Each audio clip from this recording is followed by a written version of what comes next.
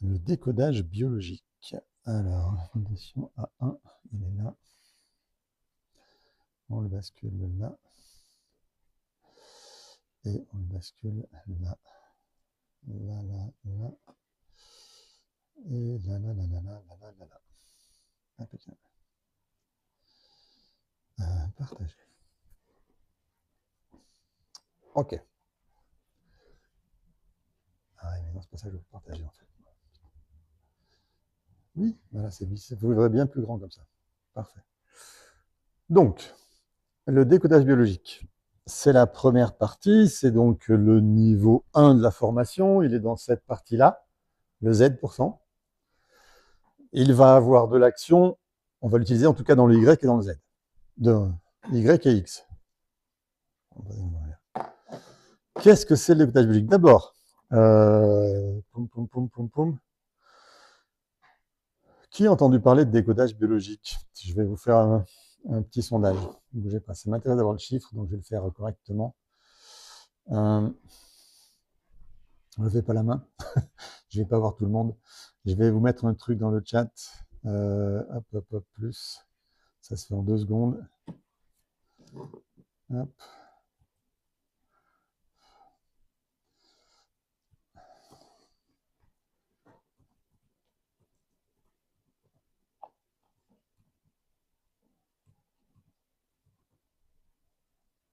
Avec un petit U, ça va mieux.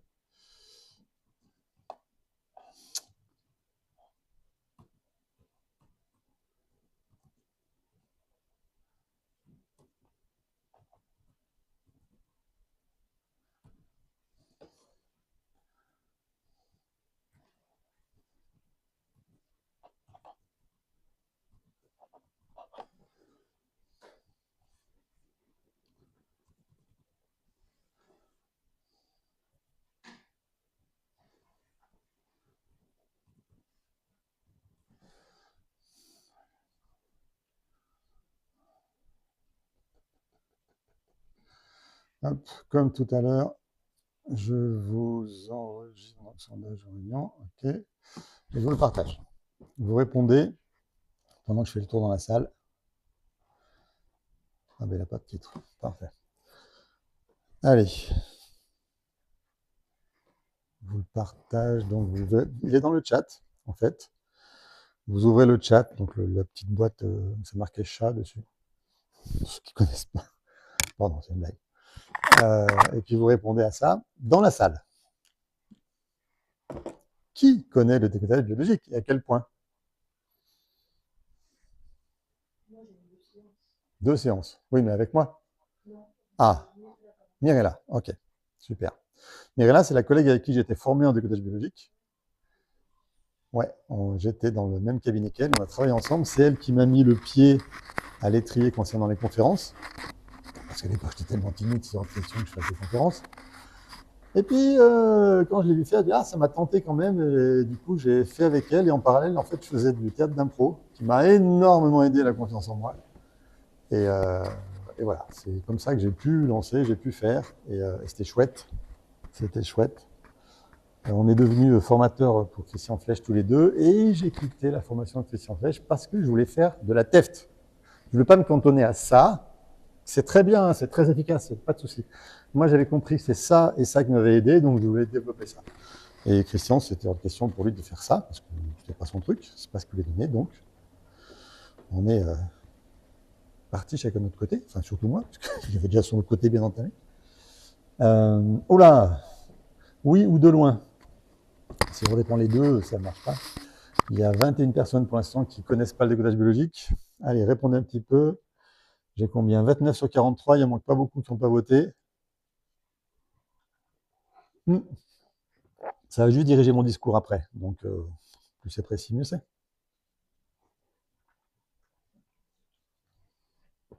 Allez, 30 sur 43, vas-y, vas-y, vas-y. 19%, 29, 32, 42. Quand même 42%, plus de la moitié qui connaissent, c'est cool. Vous voyez, vous êtes même là en train de parler de décodage biologique, alors que c'est même pas écrit dans la pub, décodage biologique. Comme quoi tout se retrouve. Vous n'allez pas être perdu. En tout cas, j'espère. Peut-être que j'aurais fait différemment. 31, 43, 43, 42, 39 et 19. Ok. Ça marche. Maintenant, sondage. Merci de vos réponses. Oui ou de loin, comme une grosse majorité.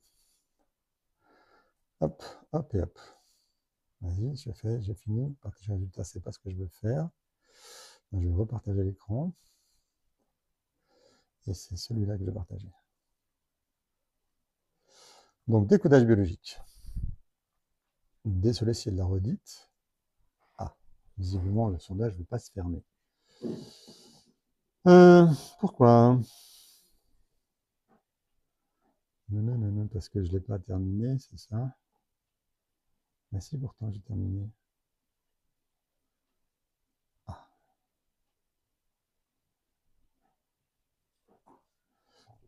Ok, il faut que j'arrête le partage.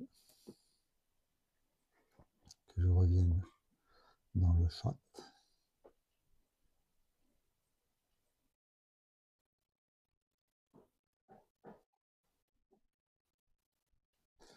Et si on est hypnothérapeute, posez vos questions en audio. Là, je relis des questions d'il y a 1 heure et qui auraient été intéressantes il y a 1 heure. Si vous posez vos questions, posez-les en audio. Je vois Bénilde, si on est hypnothérapeute et qu'on a déjà appris la PNL thérapeutique, eh ben c'est super, vous avez seulement à apprendre, c'est top. Et puis voilà. Mais moi, j'aimerais bien savoir quelle PNL thérapeutique, comment et comment vous en servez, etc. Et là, on ne peut pas discuter, c'est par le chat. Donc, ne me parlez pas dans le chat.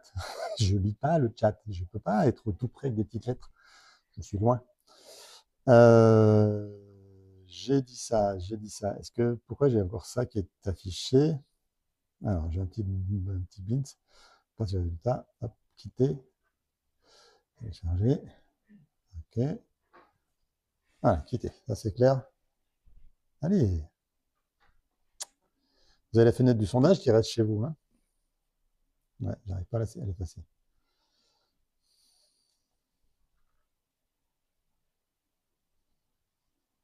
C'est un malin, mais.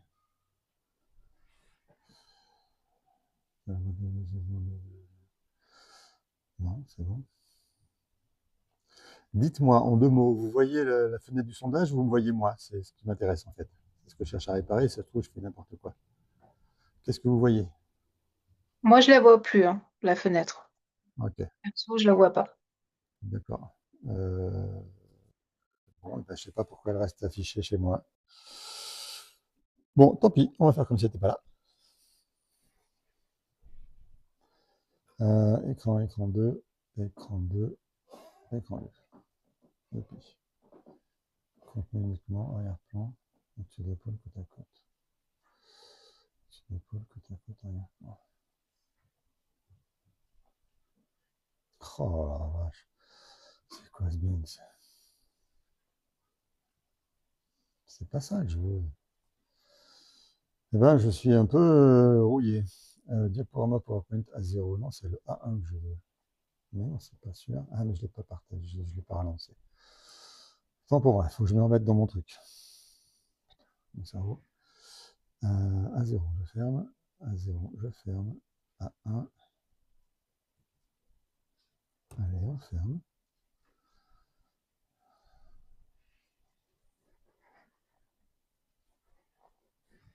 Non, c'est pas ce que je veux.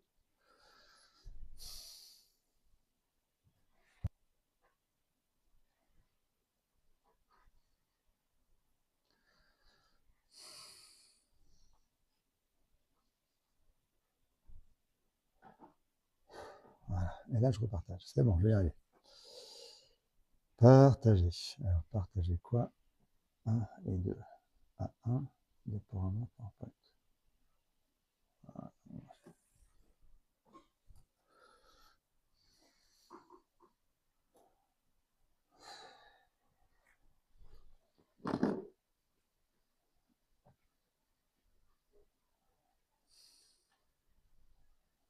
On a aperçu le sondage. Ouais. J'essaie d'éliminer chez moi pour avoir le même écran que vous, ça y est. Bien. Le décodage biologique. Alors, le décodage biologique, il est vraiment issu de ce que j'ai appris chez Christian Flech. Il n'y a pas je n'ai pas réinventé l'eau chaude. J'ai juste adapté pour la formation le discours. C'est-à-dire que en décodage biologique,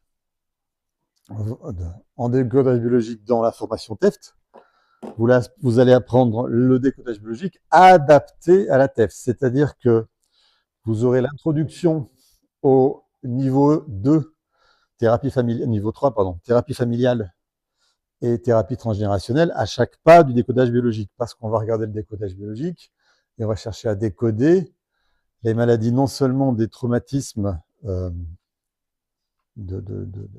traumatismes qui ont touché le ressenti, mais aussi de la cause parentale ou transgénérationnelle. Et du coup, c'est un cran au-dessus. Mais le décodage biologique, c'est ça. On va explorer le pourquoi on devient malade. La médecine, elle cherche à comprendre, elle veut le comment on devient malade. Et elle donne des médicaments pour contrer le comment on devient malade. C'est parce qu'il y a une inflammation truc, donc on donne inflammatoire. Logique, c'est problème-réponse. D'accord. Nous, en décodage biologique, on va chercher pourquoi. Pourquoi il y a inflammation? Quelle est la raison inconsciente de cette inflammation qui crée de la douleur? Parce que si on élimine la raison, le pourquoi il y a une inflammation, on élimine la douleur, puisqu'il n'y a plus besoin de répondre à l'inflammation. D'accord? Et ça marche comme ça. Vous allez vivre un choc émotionnel qui s'appelle un biochoc. On va le représenter tout à l'heure précisément. Ce choc émotionnel va générer un ressenti de il faut faire vite, vite, vite, ou je ne vaux rien, ou c'est dégueulasse de me faire ça, ou n'importe quoi d'autre, mais un ressenti. C'est pas une émotion, hein. D'accord? Il n'y a pas de je suis triste, je suis en colère, ou non, c'est un ressenti. Le ressenti, on va le développer aussi tout à l'heure, ne vous inquiétez pas. Mais ce ressenti va passer par le cerveau, organe-cerveau, qui lui va faire une interface avec la biologie. Mon ressenti va s'imprimer dans mon cerveau, dans des zones particulières du cerveau, qui vont aller donner des réponses biologiques. Et donc, certains organes vont correspondre à certains ressentis qui seront tous issus du choc émotionnel. Ça, c'est la théorie. D'accord? On descend dans le détail. D'abord, qu'est-ce que c'est un choc émotionnel? Un choc émotionnel, c'est ce qu'on appelle en décodage biologique un biochoc. Un biochoc, c'est un choc émotionnel avec 4 paramètres particuliers. Je vais demander à ceux qui ne savent pas, qui ne connaissent pas ces 4 paramètres particuliers, de me dire lesquels ils verraient bien se placer. Quel choc émotionnel avec 4 paramètres va devenir un biochoc?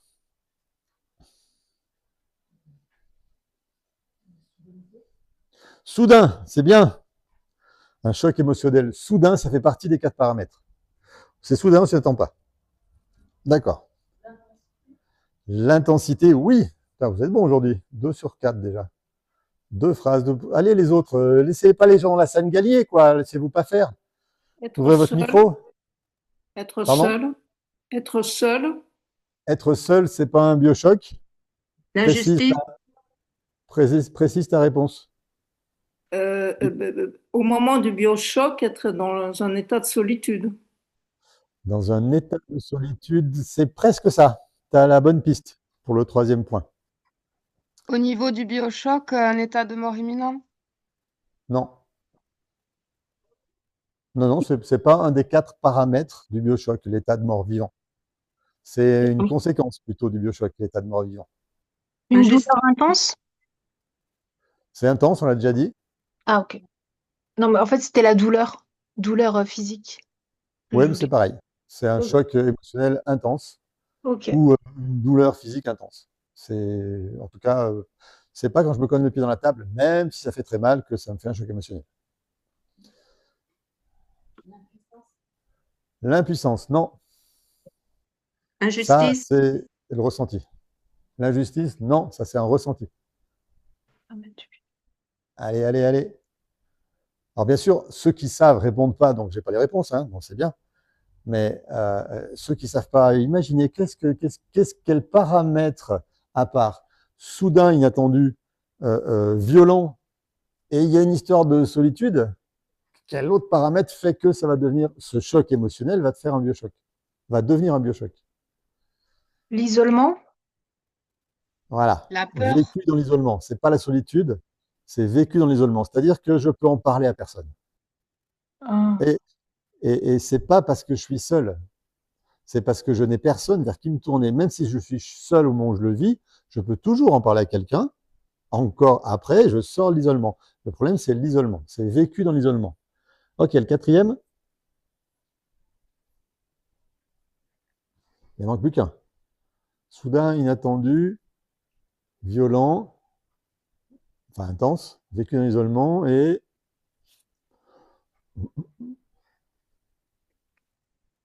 non, Et vous le, êtes 40, vous n'allez pas sécher là. le fait qu'on ne puisse pas fuir, Ah. Le fait qu'on ne puisse pas fuir, on s'approche un peu dans ce sens-là, ouais. La sidération? C'est un micro, il faut qu'il t'entende. Juste, pardon. La sidération? Non, sidération, c'est une conséquence. Si ça vient de quelqu'un de très proche, enfin, si c'est Emprisonnement? Non, Non. ça vient pas ça n'a pas à voir avec quelqu'un de proche. L'emprisonnement, non. L'impuissance? Non, c'est un ressenti, l'impuissance. La C'est projection? ressenti face au choc. Pardon? La projection? La projection, non. Non. L'impossibilité de trouver une réponse? Voilà, Ah, il n'y a pas de solution. Typiquement, le biochoc que je vais vous servir tout le week-end, alors désolé, il est un peu gore, mais au moins il frappe les esprits. C'est une dame qui se promène avec son petit enfant de 2 ans dans la rue et qui marche à côté d'elle. Et elle rencontre une copine et elle s'arrête avec sa copine pour discuter tranquillement dans la rue. Et puis, discussion est intense parce qu'il y a, tu sais, copine qui est malade, machin, tout ça. Elle est concentrée sur sa copine et l'enfant lui échappe. Parce que bah, lui, il fait autre chose. Maman, elle discute. Et puis, il tire 1 fois, 2 fois, 4 fois. La mère le lâche parce que ça la saoule. Et puis, voilà, il s'échappe. Et il va faire son tour. Il va jouer sur le trottoir tranquillement. Et à un moment, il va traverser la route. Et à ce moment-là, il y a un gros camion qui arrive. La mère entend le gros camion, elle sent le danger, et elle cherche son enfant, mais il est déjà sur la route. Le gros camion ne peut pas freiner. Crouch. Il est écrasé, éparpillé en petits morceaux. Il n'y a pas de solution. On ne va pas le rigoler. C'est soudain inattendu, c'est extrêmement violent, et elle ne va jamais parler de son ressenti. Son ressenti à ce moment-là, ça peut être des milliards de choses, parce qu'on est des milliards sur Terre, on va tous avoir des milliards de ressentis différents. Globalement, le plus gros ressenti, celui qui nous fait le plus mal à nous, êtres humains, c'est l'impuissance. Oui, alors ça fait penser aussi à l'effraction psychique. Voilà, tout s'arrête. Comme une sensation de mort imminente, un petit peu. Ça dépend des gens. Tous n'ont pas la même réaction. Oui. Mais c'est déjà la conséquence. C'est pas le choc émotionnel. Quand tu dis tout s'arrête, tu vas voir, c'est pas très faux, mais c'est une conséquence du choc émotionnel. Si tu élimines un des paramètres, c'est plus un choc émotionnel. D'accord. Je vais vous les donner.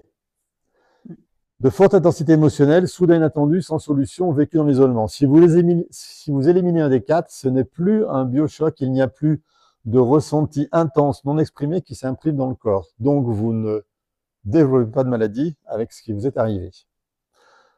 Le seul qu'on puisse changer à ce moment-là, c'est vécu dans l'isolement. Parce que sans solution, c'est sans solution, il n'y en a pas. Soudain, c'est arrivé, c'est trop tard. C'est intense émotionnellement, c'est vécu intense. Ça, on ne peut pas changer les 3 paramètres. Le seul qu'on puisse changer, c'est celui-là. Et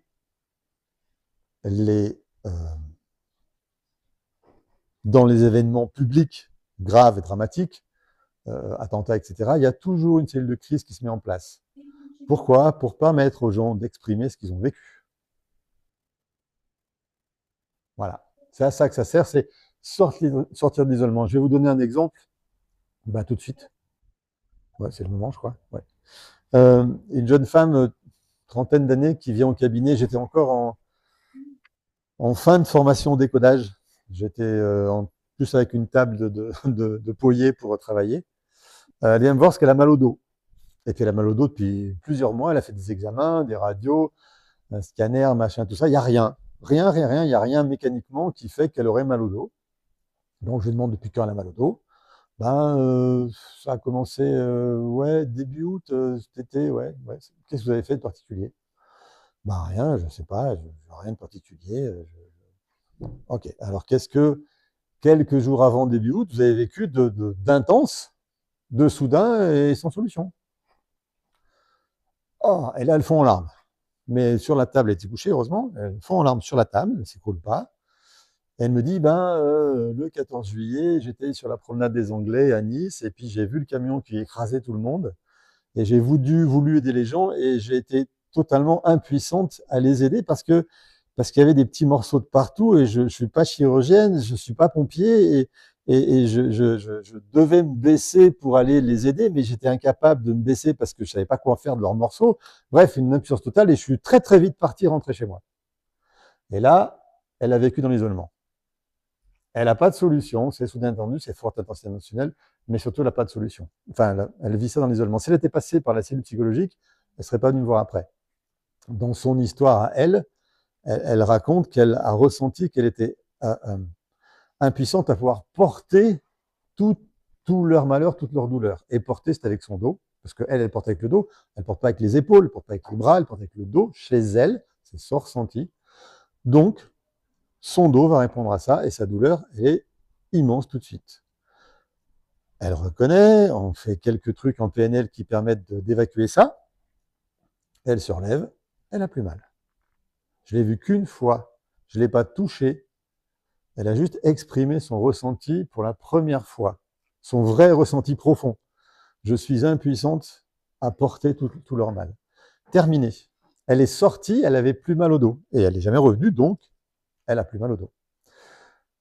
Parce que c'est un ressenti intense non exprimé qui s'est imprimé dans son corps.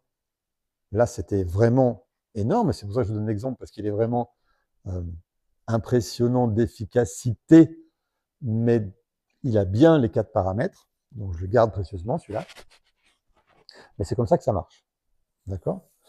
Le petit garçon qui se fait écraser avec sa mère, c'est pareil. C'est comme ça que ça marche. Elle va, en tant que mère, va avoir plein de ressentis différents qu'elle peut exprimer. Elle va pouvoir donc... Hop. Ouais, c'est pas ça. Je remonte à ça. Pouf, pouf, pouf. Elle va exprimer dans sa biologie de plein de façons différentes, suivant son ressenti. Et c'est là qu'on appelle décodage. C'est que quand il y a une maladie quelque part, on peut décoder quel est le ressenti supposé qu'on va devoir trouver chez la personne. Parce que à chaque organe correspond un ressenti. Et nous, notre boulot, ça va être la capacité à lire le corps, la biologie, les traumas, les douleurs de notre consultant pour pouvoir aller le faire remonter à son ressenti. Mais on a déjà une petite idée sur lequel ça sera. On a une petite idée parce que les tableaux de décodage sont très clairs depuis 1980 que ça existe, donc presque 50 ans, et on a juste des petites vérifications à faire à chaque fois. Ok, je parle de ressenti depuis tout à l'heure, on va le développer un peu. Le ressenti, c'est les mots qui suivent après la phrase « je me sens ». Quand ces gens sont écroulés par terre en petits morceaux, « je me sens », ça peut être abandonné, nul, souillé, perdu, anéanti ou n'importe quoi d'autre. D'accord? Le plus grand, je répète encore une fois, ça va se produire extrêmement souvent. Le plus grand ressenti qu'on trouve en général, c'est la dévalorisation sous forme impuissance, bête, nul, pas capable, etc., etc. C'est la dévalorisation qu'on va trouver le plus souvent qui va du coup être la priorité quand on cherche un ressenti. Et vous avez sûrement autour de vous, parce qu'il y en a plein de gens qui se sentent impuissants à plein de choses, ou qui se sentent nuls, ou qui se sentent bêtes, ou qui ne sont pas capables, ou qui ont peur d'eux, ou qui gna, tout ça, c'est des ressentis de dévalorisation, parce que c'est vraiment ça qui nous importe le plus à nous, êtres humains. Pourquoi? On a une caractéristique différente des autres êtres vivants sur Terre, c'est que, alors, les autres êtres vivants, j'entends aussi les arbres, les herbes, les plantes et tout le bazar, hein, les insectes et tout ça. On a des muscles, on peut bouger, on peut agir sur les choses. Donc, être incapable d'agir sur les choses, c'est viscéralement, biologiquement extrêmement dur pour nous. Je suis impuissant à avoir une action sur l'extérieur. On a une deuxième capacité, c'est réfléchir et penser. Donc les plus grandes impuissances qu'on va trouver, c'est l'impuissance à faire quelque chose ou l'impuissance à penser assez vite, assez bien. Donc soit des évaluations physiques, je suis nul, soit intellectuelle, qui peut se dire je suis nul de la même façon, ou je suis bête, ou je suis con, ou n'importe quoi. Mais c'est les plus grandes. Après, on va avoir abandonné, rejeté, anéanti, et toute une liste. On va un peu Qui dehors, là. cela- Il y a une petite- Pardon? Vas-y. Non, non, il faut On fermer va au votre champ. micro, s'il vous plaît.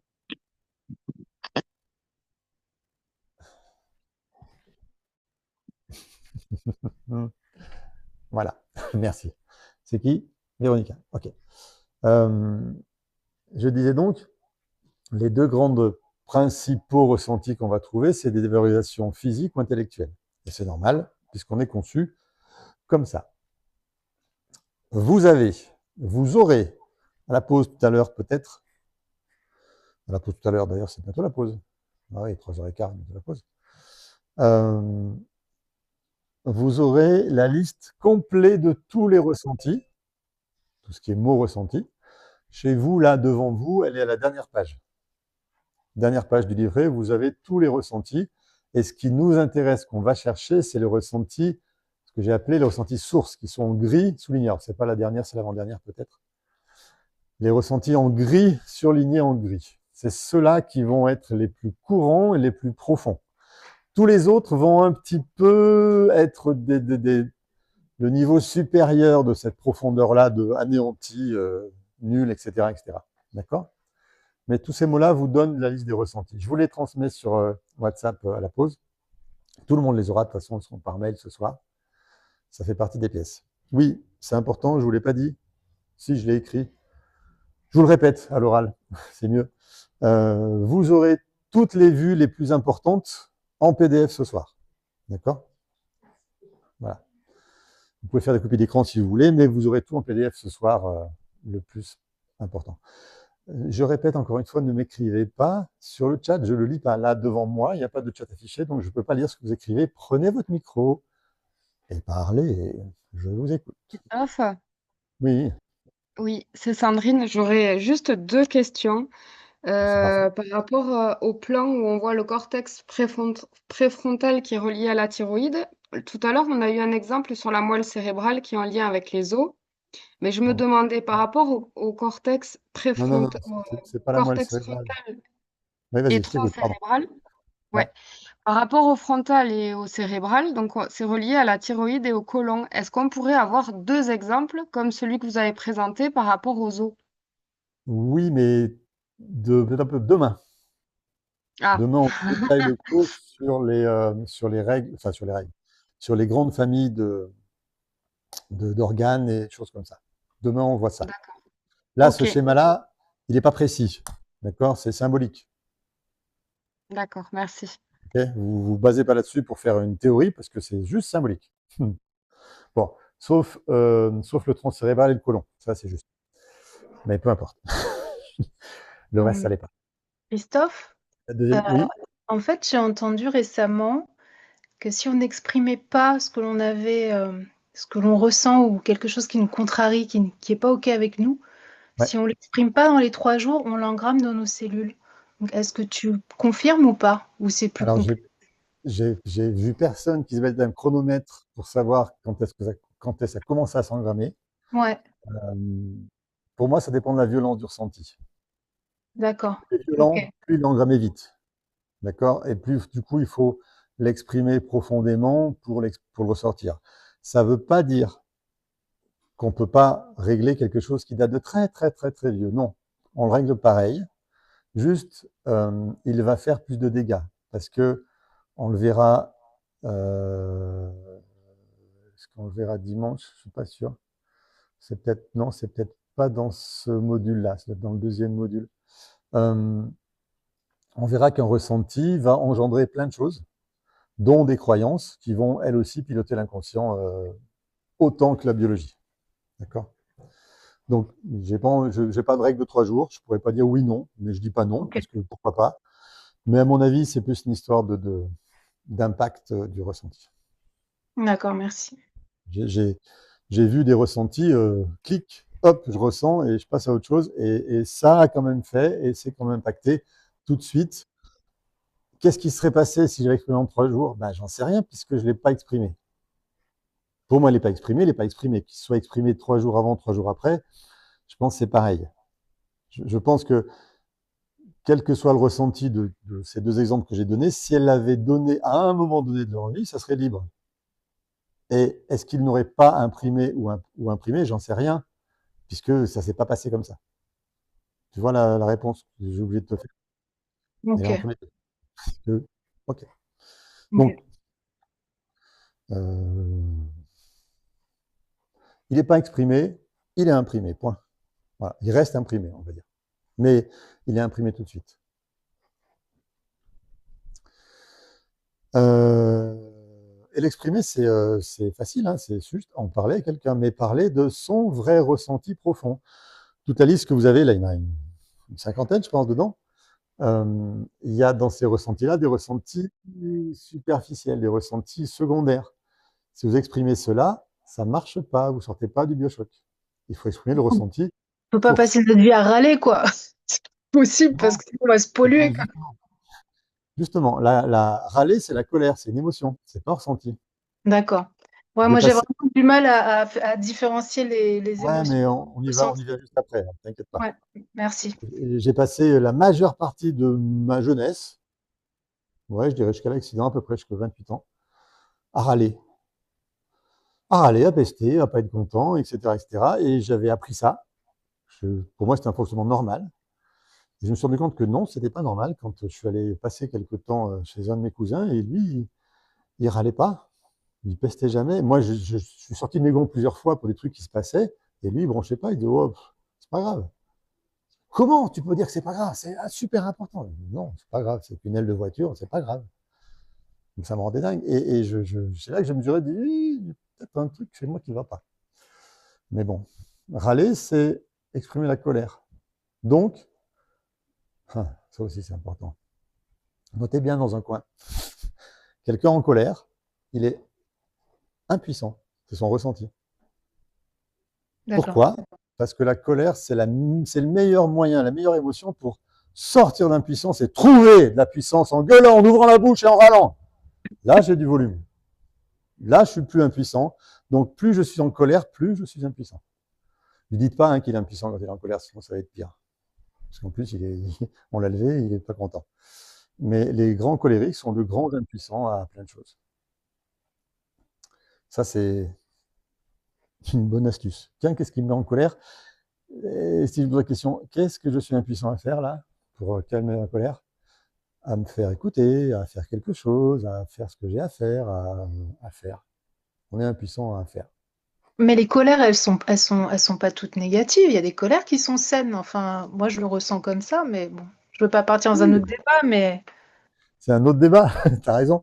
Il y a des enfin, colères qui sont saines, oui. Mais les colères qui sont saines, elles sont là uniquement quand tu cherches à te faire respecter, quand on vient t'agresser. Si personne t'agresse, tu n'as pas de raison d'être en colère. Aucune. Sauf ton impuissance. ok, merci. Tu es d'accord ou pas? C'est facile de dire merci, mais est-ce que tu es d'accord? J'y travaille. C'est le travail de ma vie. Oh non, alors ça aussi, oh purée. Bien, bon sujet. C'est le travail de ma vie. C'est des conneries tout ça.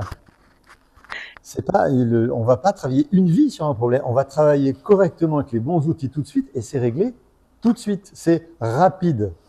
La thérapie en TEFT, elle va agir sur l'inconscient qui pilote notre biologie, nos réactions. Donc c'est super rapide. Votre inconscient, il a une rapidité de changement qui est phénoménale.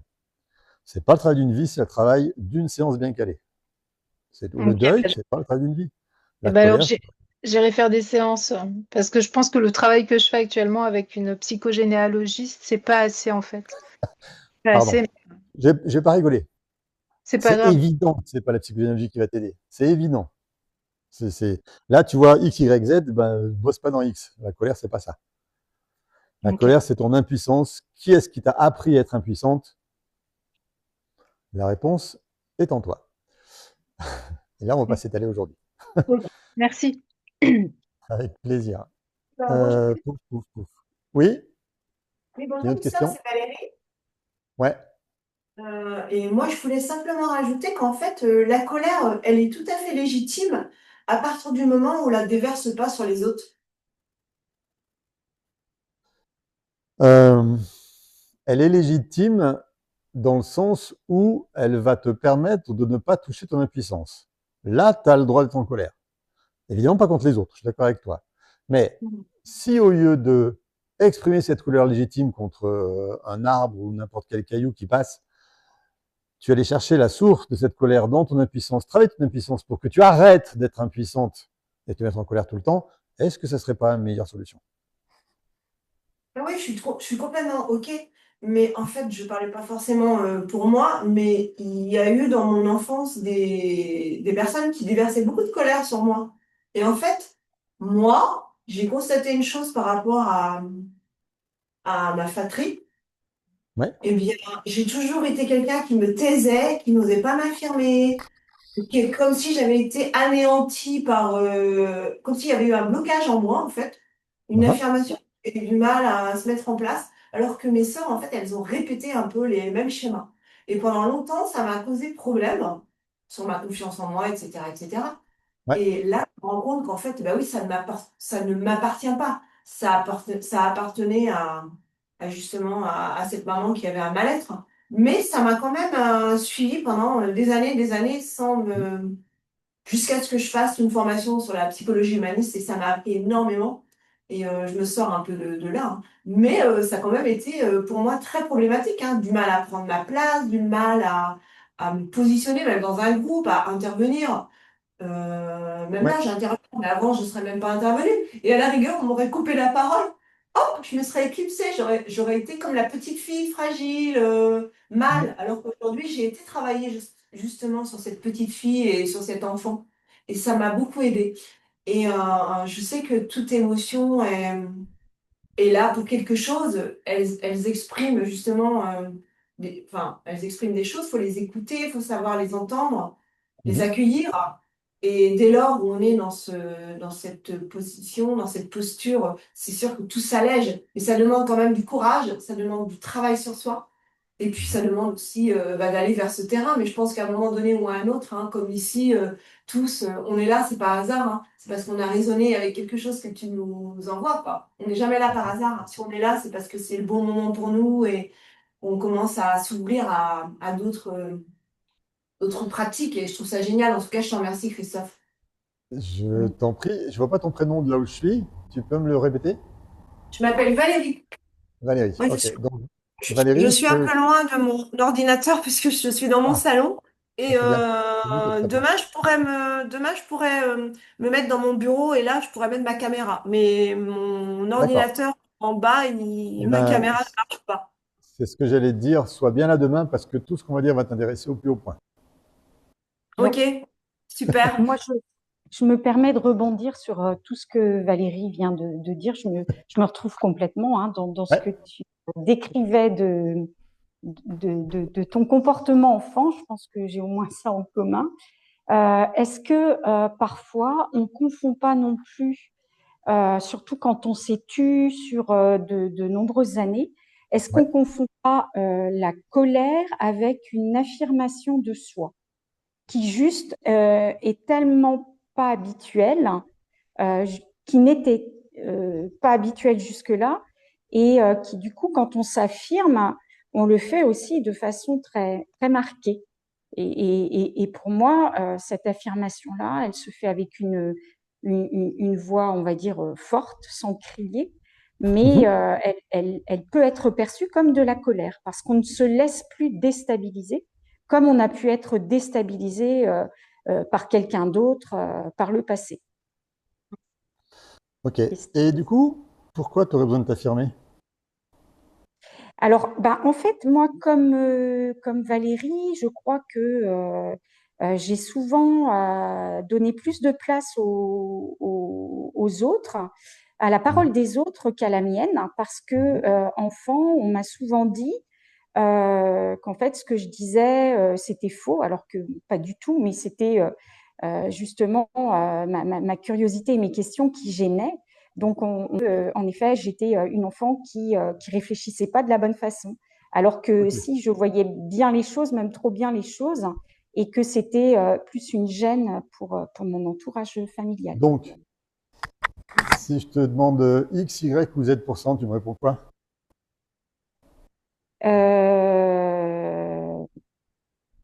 Alors, Ah, parce que je les cuissiers, de dirais, temps en temps.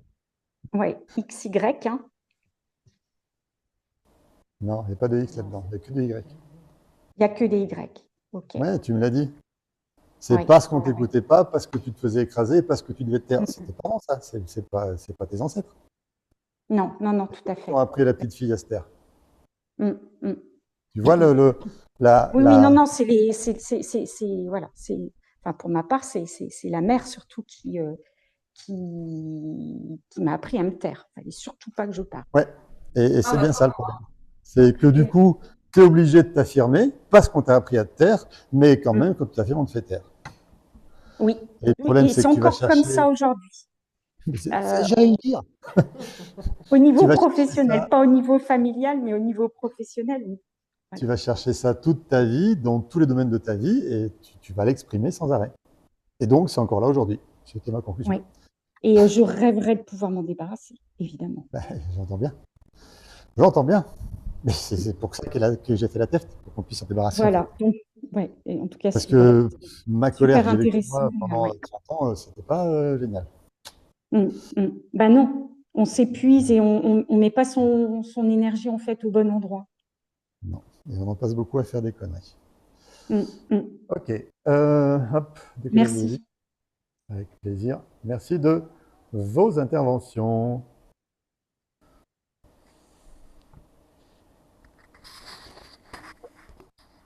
Je relance ce que j'ai relancé. Hein. J'avais un petit bug d'affichage. Tout le monde ne vous voyait pas, et inversement.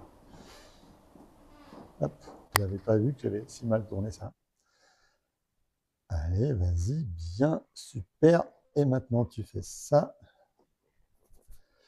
Tu fais ça, ça, ça, ça. Et là, tu fais partager, comme ça, vous l'avez en ligne. Partager. Écran 2. Impec. On est revenu là. Ah, parce que j'ai fait une marche arrière. Ah, mais non, je l'ai éteint. C'est normal, du coup. Donc, 12, déjà.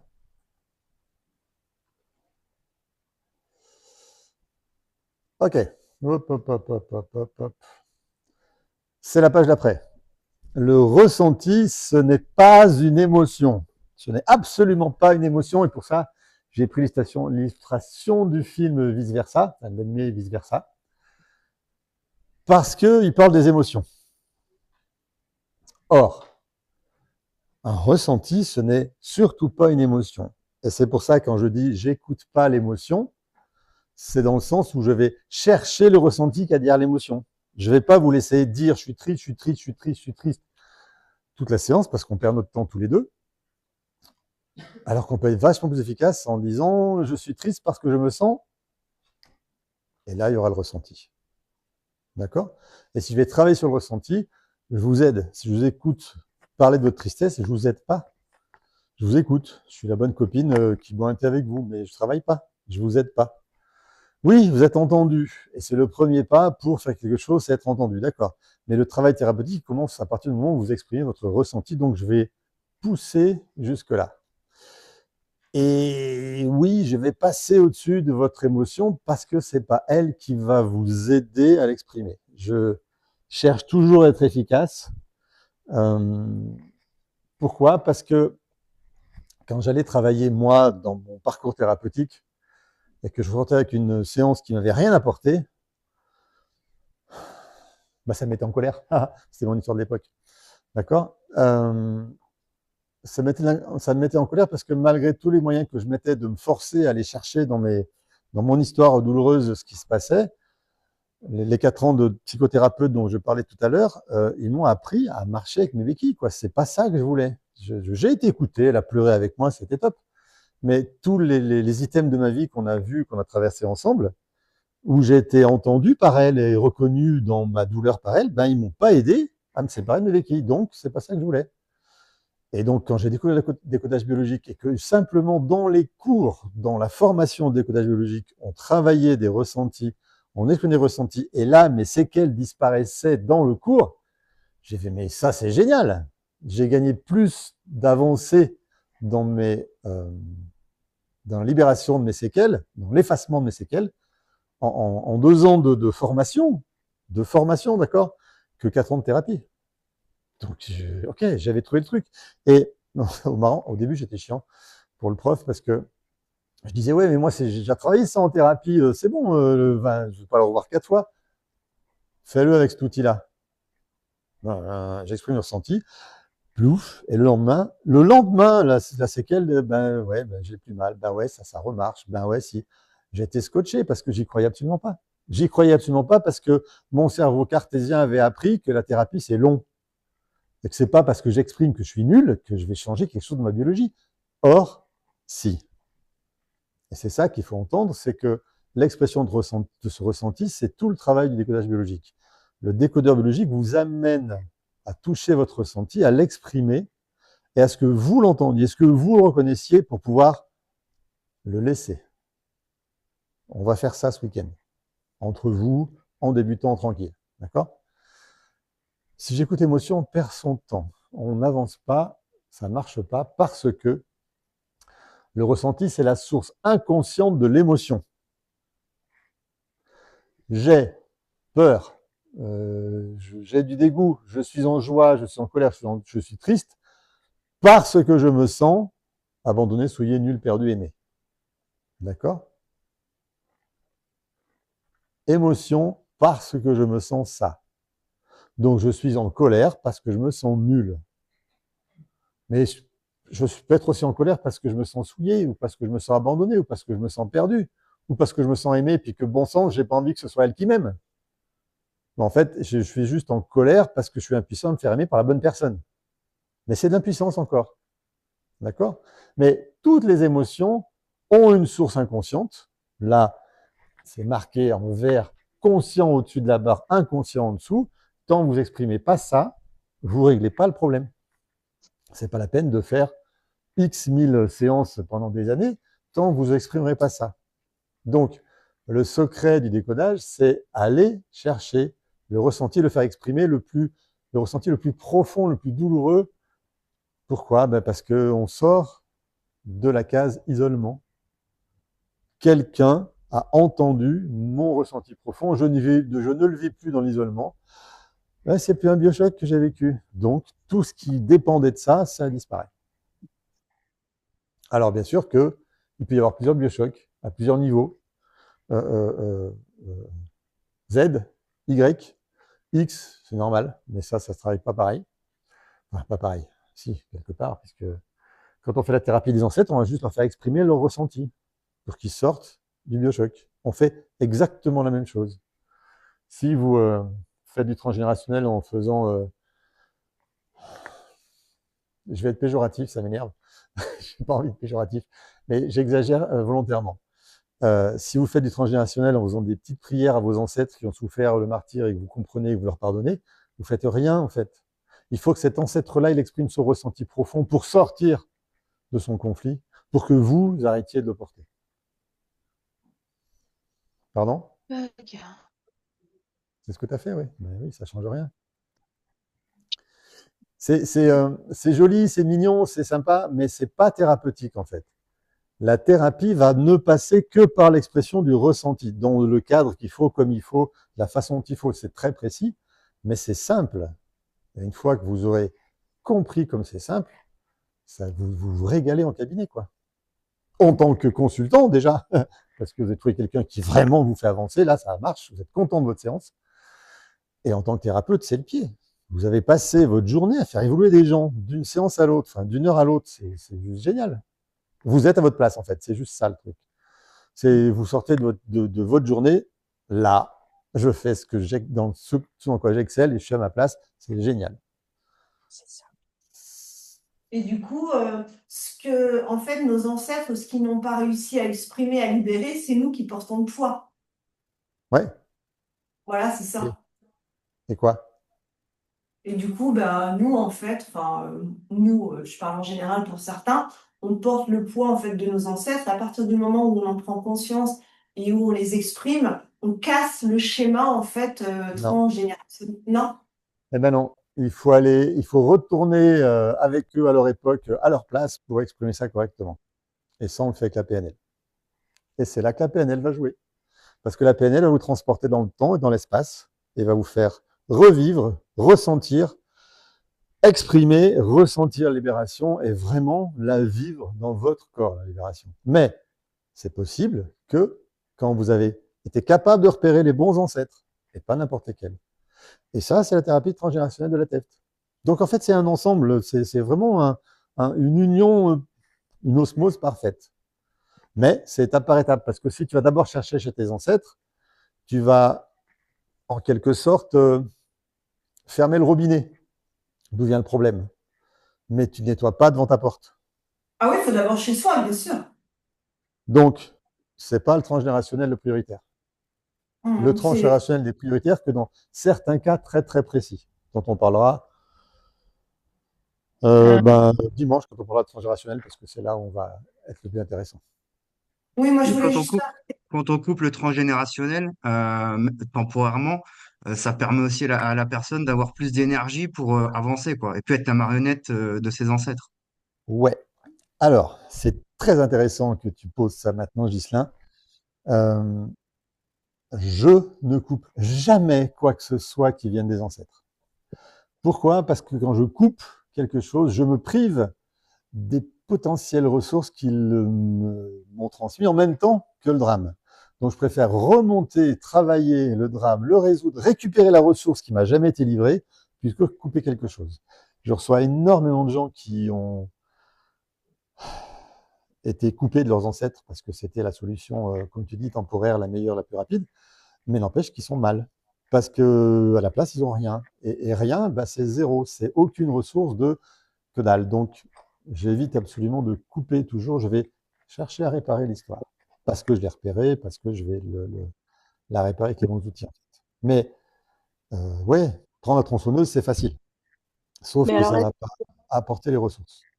Mais dans les constellations familiales, on travaille beaucoup avec les ressentis, c'est à peu près ce travail. On va en parler quand on parlera des constellations dimanche. Tu verras comment je les pratique et tu verras qu'il y a une différence qui fait la grande différence. Et parce Stéphanie? qu'on parle beaucoup de ressentis dans les constellations familiales, c'est pour ça que je... Non. Ben non, pardon. Oui. Je ne sais pas avec qui travailler, je ne peux pas dire non. Globalement, de tout ce que j'ai vu en constellation familiale, parce que j'en ai fait un paquet avant de comprendre qu'est-ce qui allait pas, qu'est-ce qui faisait que ça ne me plaisait pas. C'est pour ça que j'ai fait ça c'était la fin de ma formation en décodage. Donc 2010, j'en ai pas fait pendant 14 ans des constellations.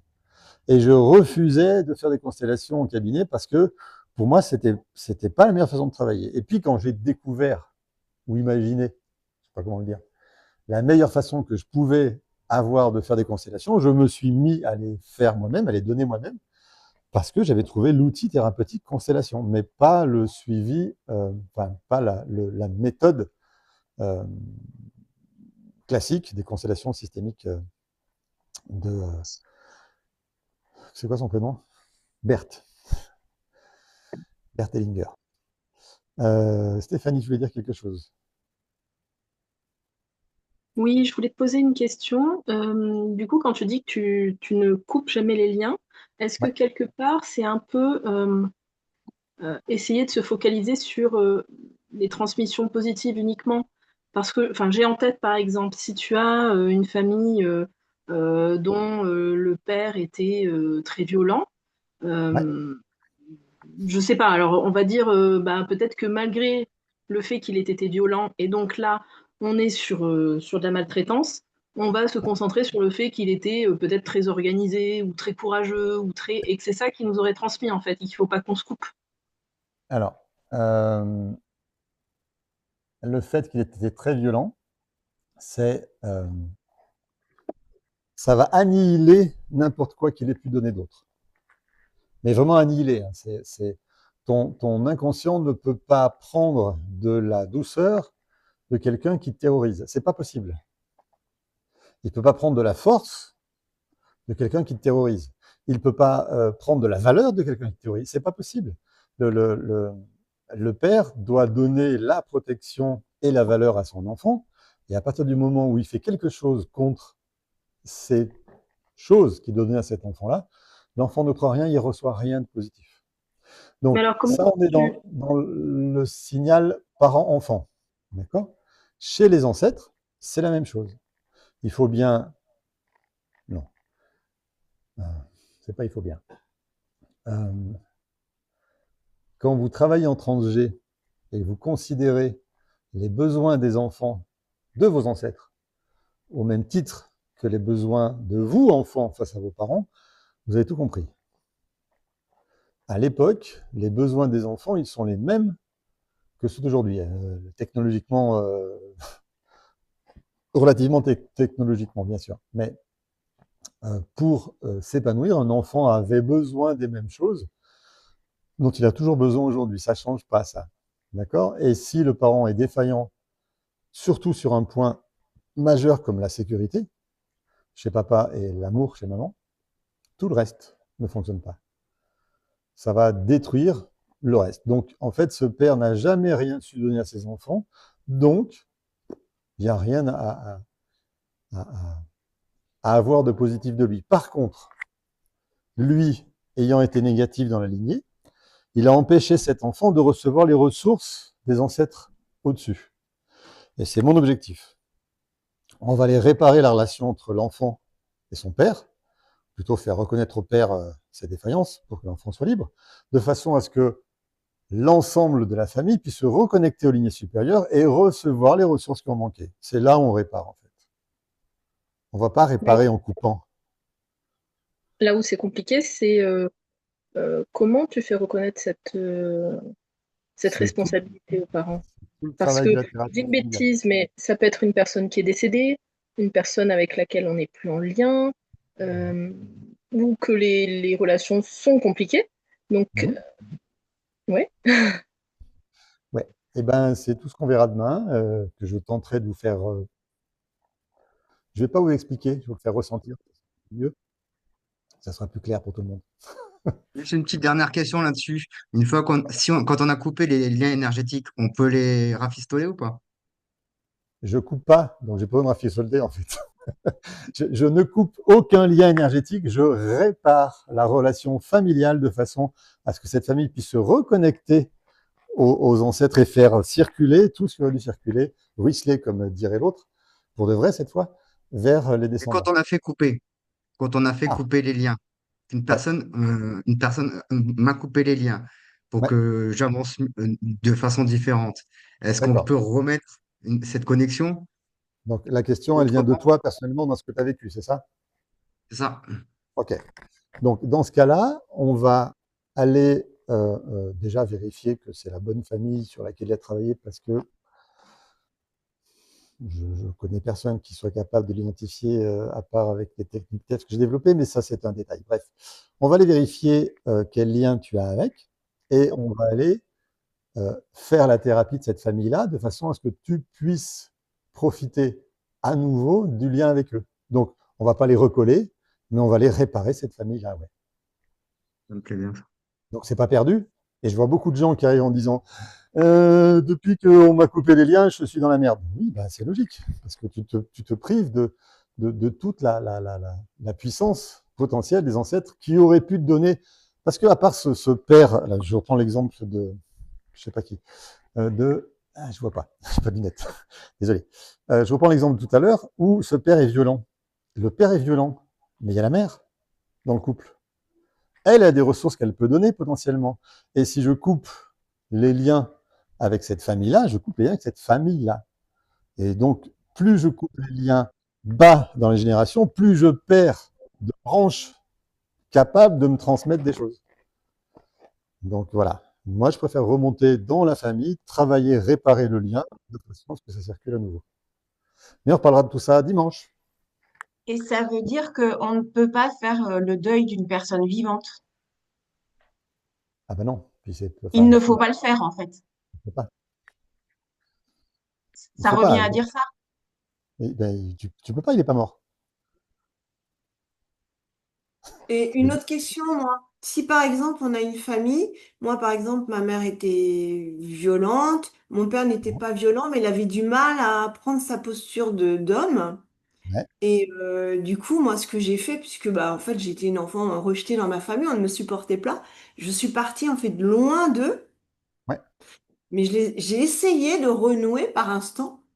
Et à Mhm. chaque fois que j'essayais de renouer, ben non, c'était tout le temps la même chose, de la méchanceté gratuite, etc., etc. Mais en même temps, mon âme avait choisi de venir s'incarner dans cette famille, donc Ouais. j'ai pardonné. Ouais. Et en fait, ma mère, quand elle a eu sa maladie il y a quelques années, la seule personne qu'elle a réclamée, en fait, c'était moi, Mhm. alors qu'elle m'a rejeté toute sa vie. Ok. Et quand elle a eu sa maladie, tu es allé vers elle, du coup? Ben, bien sûr. Et en fait, elle m'appelait quasiment, mais 3, 4 fois par jour, quoi. Ok. Et Et du coup, j'ai accueilli ça, en fait. Je lui ai parlé, j'ai accueilli. Comme j'avais pardonné, je savais qu'elle avait de la souffrance, donc c'est pour ça qu'elle s'était comportée de cette façon. Et en même temps, je disais, bah, grâce à elle, je suis devenue ce que je suis aujourd'hui, c'est-à-dire je suis beaucoup plus forte. Mais par oui, contre, ça a quand souviens-toi même... bien de ta phrase. Souviens-toi bien de ta phrase pour demain. bah, en même temps, je me dis... c'est facile à dire, hein, avec du recul, mais quand j'étais enfant et ado, c'est pas ce que je disais, hein. Ok. Ma question, c'est maintenant, toi, dans ta vie, quels sont les problèmes qui traînent et pourquoi tu es là aujourd'hui, en fait? Alors les problèmes, eh bien, en fait... j'ai raisonné tout à l'heure avec ce que vous avez dit parce que c'est vrai que quand on coupe tous les liens, eh bien, on a du mal à créer du lien dans notre vie. Moi, j'ai jamais pu, en fait, créer une famille Bah, et pas j'ai fait. jamais pu. Ouais, et ça a tout, je suis tout le temps tombée sur des personnes bah, toxiques. Hmm. Et Hmm. j'ai eu un Quand- enfant qui a décédé, par exemple, aussi.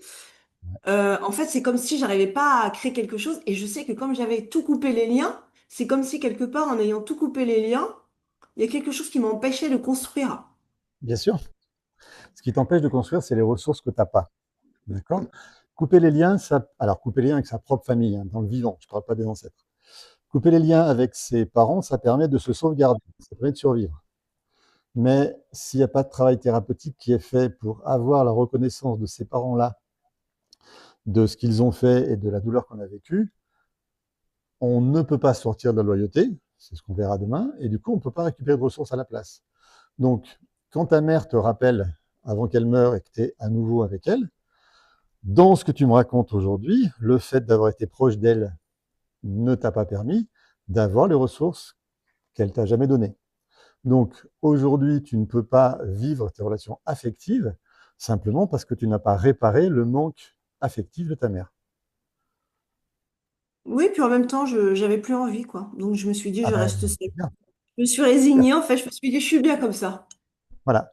Et parce que tu n'as pas pu réparer ça, tu vis ces mêmes problèmes affectifs aujourd'hui dans tes relations autres à l'extérieur. Par contre, bah, j'ai retrouvé un papa. Avec lui, en fait, on se Ah, voit régulièrement maintenant. Depuis le décès de ma mère, j'ai retrouvé c'est le mon bon père, papa. puisque mon père, maintenant, n'est plus, on va dire, entre guillemets, ce qu'il était avant, un homme soumis. Maintenant, il a retrouvé sa personnalité, d'homme.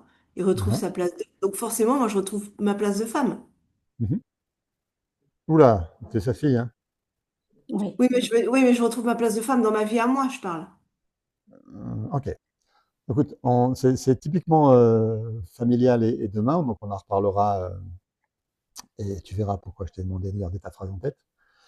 Euh, Moi, j'ai une question par rapport à Attends, quelque attends, chose juste Dominique, j'ai pas fini. Donc, on verra tout ça demain, Valérie, et tu verras comment, quelle approche la TEF te propose là-dessus. C'est plus important.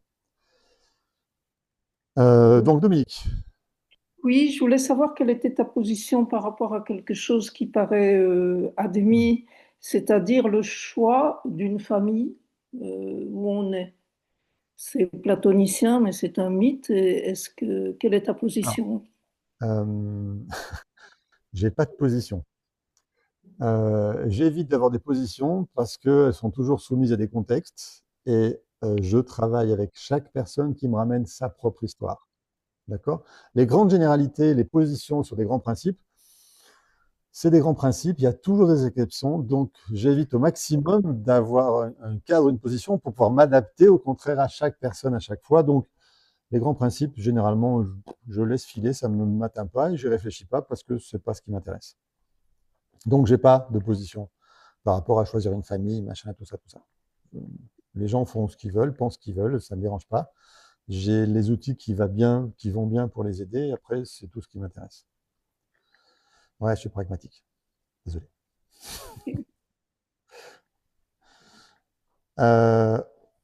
Nous, là, tous, vous ne les voyez pas parce qu'ils ne bougent pas beaucoup, mais ils tremblent sur leur chaise. Ils ont envie de faire une pause parce qu'ils ont mal au cul. Moi aussi.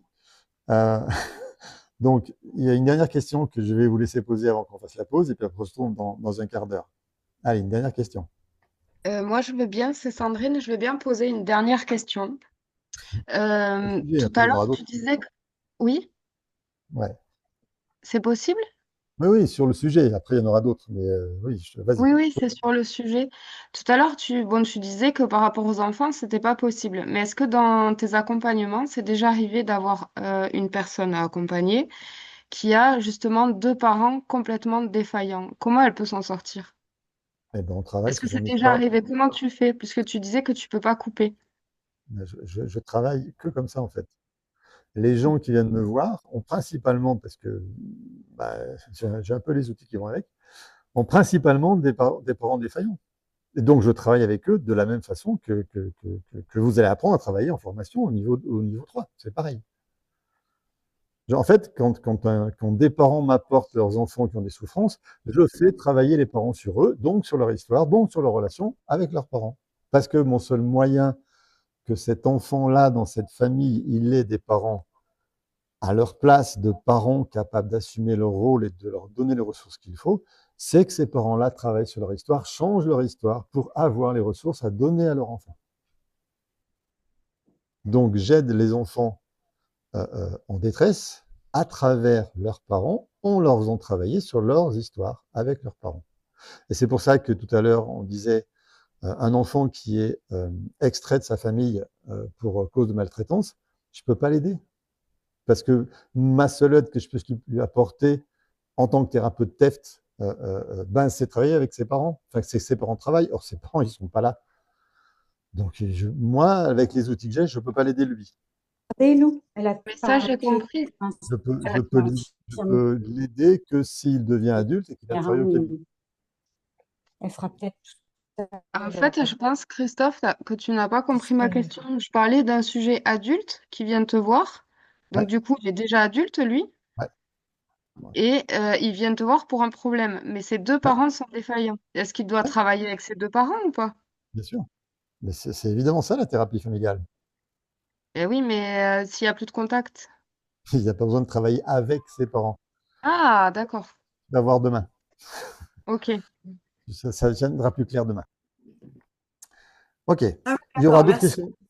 Il y aura d'autres questions tout à l'heure. On va en pause maintenant, comme ça j'ai un horaire fixe. 16h, on se retrouve à 16h15 ici. Je ferme pas le Zoom, je coupe l'enregistrement.